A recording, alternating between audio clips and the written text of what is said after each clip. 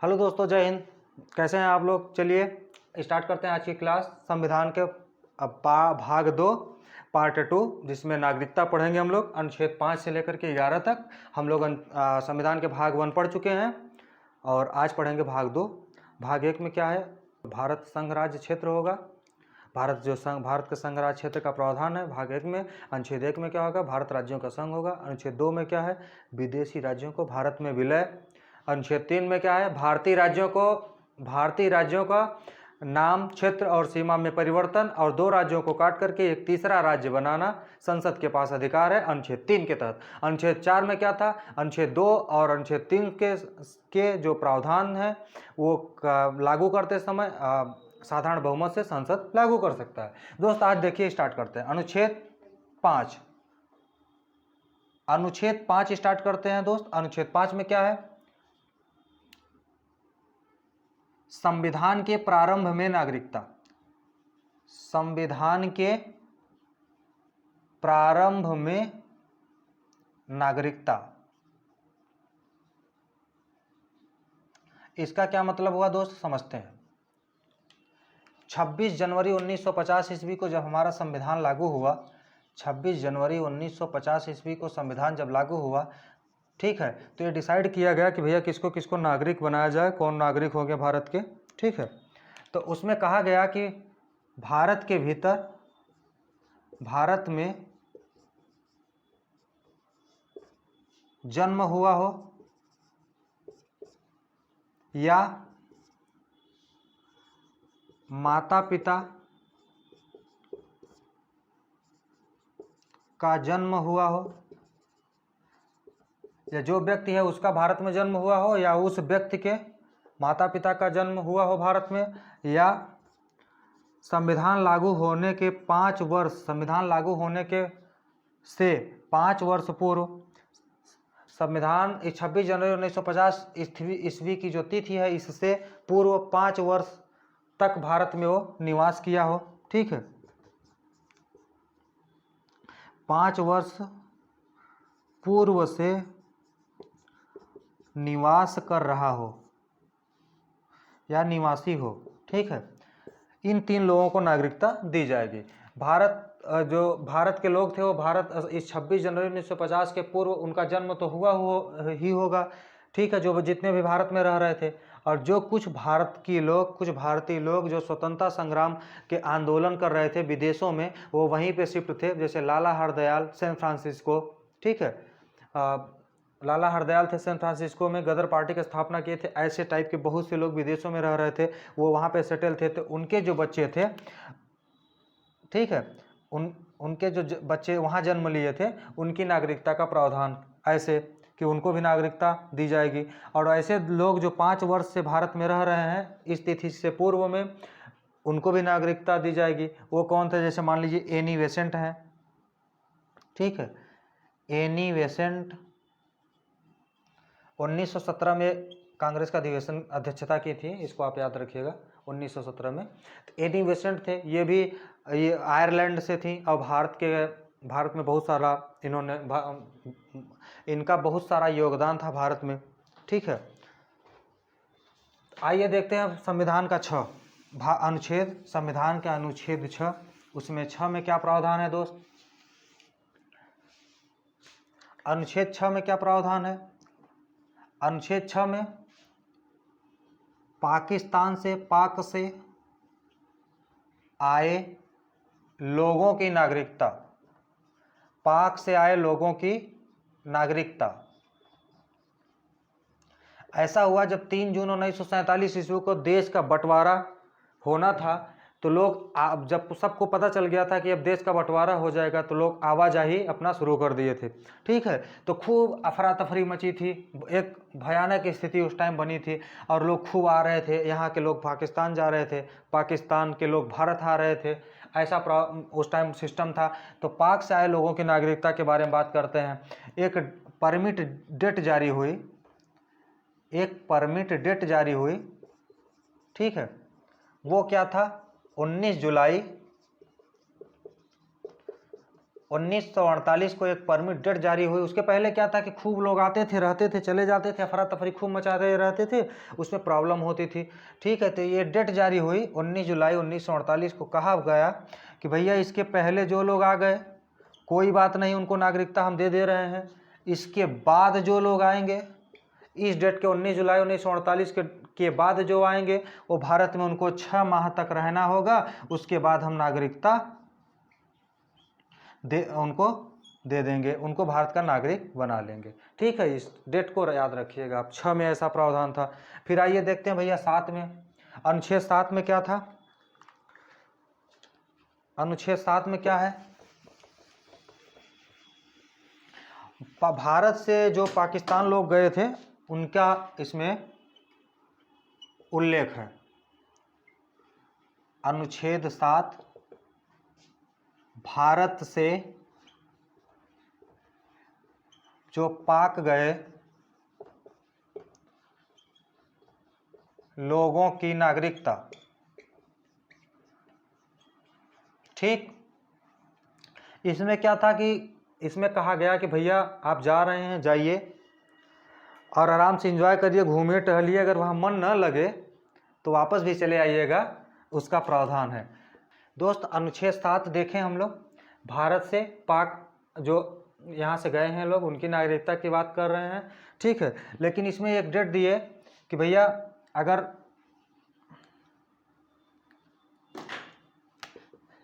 1 मार्च 1947 के बाद जो भी लोग यहाँ से गए हैं, भारत से गए हैं पाकिस्तान, अगर मन नहीं लग रहा है तो वापस चले आइए। ठीक है, आएंगे तो फिर 6 महीना आपको रुकना पड़ेगा। 6 माह बाद आपको फिर से नागरिकता दे दी जाएगी। आप पहले गए, मन नहीं लगा, वापस चले आइए, 6 महीना रुकिए, फिर 6 महीने बाद आपको फिर से नागरिकता दे दी जाएगी। अनुच्छेद 7 में, अनुच्छेद 7 में क्या कहा गया, अनुच्छेद 7 में भारत से पाक गए लोगों की नागरिकता की बात कर रहे हैं। एक डेट दिए 1 मार्च 1947 के बाद जो भी यहाँ से गए हैं, ठीक है, वो वापस आ जाएंगे। अगर तो उनको अगर मन नहीं लग रहा तो वापस आ जाइए, 6 माह तक रहेंगे भारत में, फिर आपको नागरिकता दे दी जाएगी। दोस्तों हम लोग अनुच्छेद 7 देख लिए। अब आइए देखते हैं अनुच्छेद 8। आइए अनुच्छेद 8 देखते हैं। भारत के बाहर रह रहा बच्चा भारत का नागरिक होगा। ठीक, भारत के बाहर रह रहा बच्चा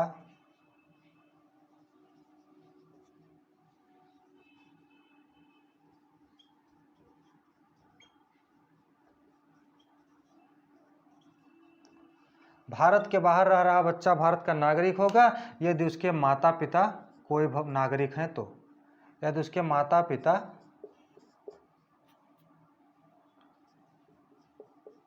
नागरिक हैं तो।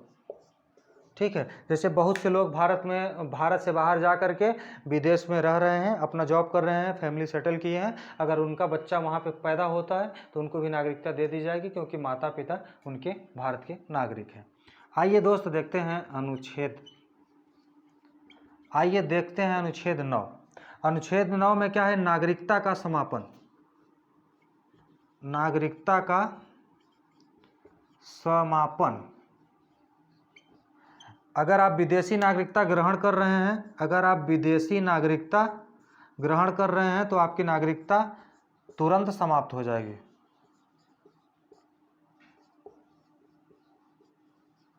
ठीक, आपकी भारत की नागरिकता तुरंत समाप्त हो जाएगी अगर विदेशी नागरिकता ग्रहण करते ही। ठीक, आइए दोस्त देखते हैं अनुच्छेद 10। अनुच्छेद 10 में क्या है, नागरिकता का बना रहना। अनुच्छेद 10 में नागरिकता का बना रहना ऐसा प्रावधान किया गया है। अनुच्छेद 10 इसमें क्या है, नागरिकता का बना रहना।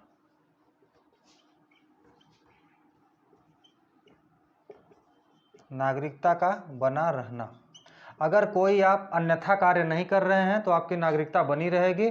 ठीक है, मान लीजिए कि देश विरोधी कोई कार्य नहीं कर रहे हैं आप, ठीक है,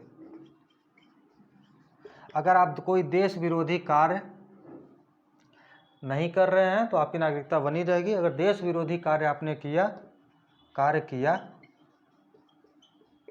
तो नागरिकता समाप्त।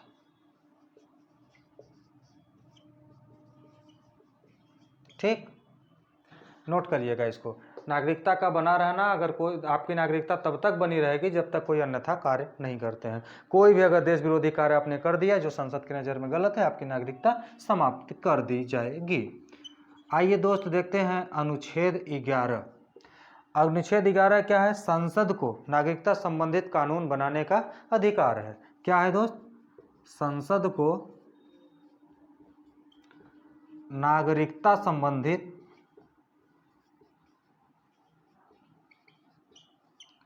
कानून बनाने का अधिकार।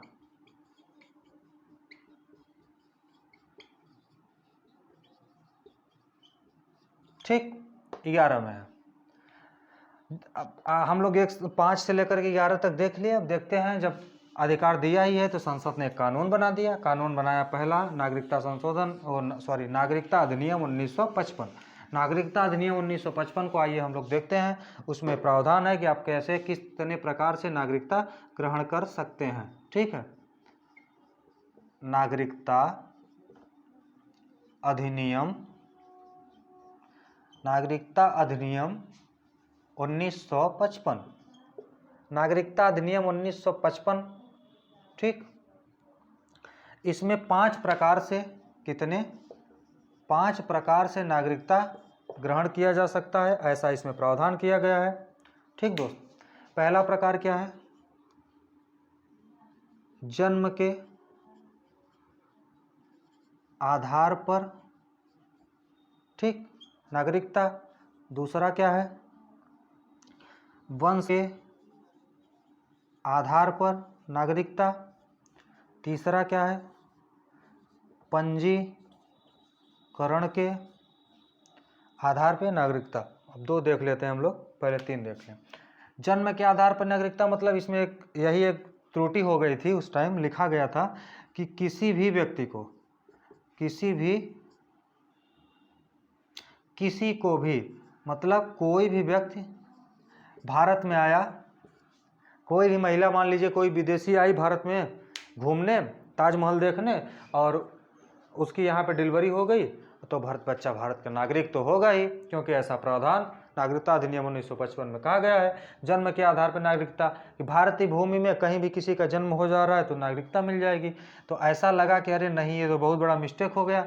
1986 ईस्वी में इसमें संशोधन किया गया। नागरिकता में पहली बार संशोधन कब हुआ? 1986 ईस्वी में। क्वेश्चन पूछता है दोस्त, पहली बार संशोधन 1986 ईस्वी में। नागरिकता अधिनियम कब आया? 1955 ईस्वी में। इसमें क्या कहा गया भैया? माता या पिता। इसमें कहा गया माता या पिता को दोनों में से कोई एक भारत का नागरिक होना चाहिए, तभी नागरिकता बच्चे को मिलेगी। और ये तो विदेशी महिला थी और आई भारत में घूमने, बच्चा हो गया यहाँ पे, तो भैया उसको नागरिकता थोड़ी ना मिलेगी। ऐसा 1986 में जोड़ा गया। उसके पहले ऐसा होता था। इसका बहुत मिसयूज हुआ। पाकिस्तानी लोग 4-5 बीवियां रखते थे, और उसमें क्या होता था भैया, जब उनकी प्रेगनेंसी होती थी, डिलीवरी पाकिस्तान में करा देते थे। वहाँ वो लोग 2-4 महीने से रहे पाकिस्तान, वहाँ डिलीवरी हो गई और वहाँ पे बच्चा पैदा हुआ, धीरे धीरे बड़ा हुआ, आतंकवादी बना।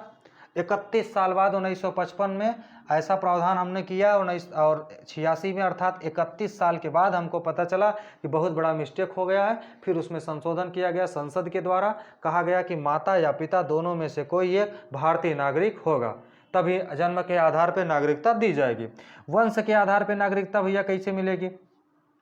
वंश के आधार पे, इसमें वंश सिर्फ वंश जो है पिता का वंश मानते थे। वंश सिर्फ पिता के आधार पे, ठीक, और माता के आधार पे वंश था ही नहीं। अब मान लीजिए कोई भारतीय महिला किसी विदेशी से शादी कर ली, उसका जो बच्चा पैदा होगा वो तो भारत का नागरिक होगा ही नहीं।